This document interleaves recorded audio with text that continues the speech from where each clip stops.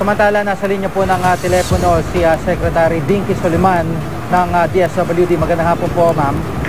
Magandang hapon, Gigit. Magandang hapon po sa inyong tagapakinig at tagapanood. Ma'am, sa ngayon po ba, ilan po ang pinag-uusapan nating total na mga biktima po ng habagat, yung mga particular po yung mga nasa evacuation center? Una, yung kabuuang apektado na pamilya ay 238,412 families or 1,125,000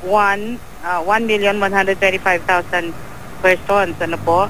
At ito po ay nasa loob ng 111 municipalities, 31 cities, and 16 provinces po.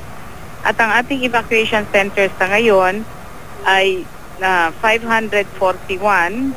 Ang pinakamarami po ay nasa Region 3 na. At yan po ay naglilingkod sa 40,637 na pamilya. At yan ho ay 186,341 na mga tao. Yung hong balanse ay nakatira sa mga kamag-anakan o sa kanilang mga kaibigan at ayaw po nilang tumira sa evacuation center.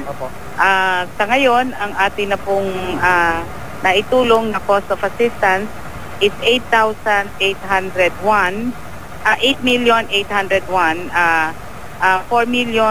4.5 galing po sa pambansang pamahalaan at 4.2 galing po sa lokal na pamahalaan. Nandito ngayon ako sa National Warehouse namin at patuloy po ang repacking.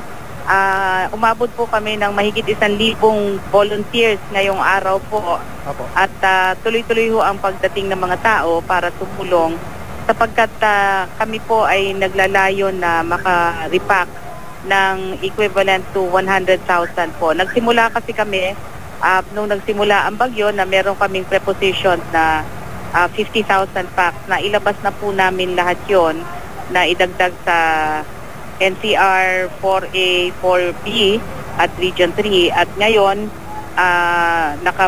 inaabot namin ngayong araw na makapag-repack ng 30,000. At inaasahan na haba namang nakakagawa, nilalabas natin at dinadala sa mga nangangailangan na mga evacuation center o mga region. Ma'am, karaniwan po, isa rin sa concern po nila yung gamot para sa mga bata, yung mga nanay po, mga lola. Kasama din po ba ito sa mga so far nire-repack niyo po ngayon? Hindi po, dahil ang gamot hindi po kami pwedeng mag-dispense. Sa DOH po yan. May umiikot na Department of Health regional people sa mga evacuation centers at sila po ang binibigyan ng trabaho na makapagbigay ng mga medisina dahil kailangan doktor po yung nagsasabi kung ano po yung pwedeng inumin ng mga bata at kung anong edad po.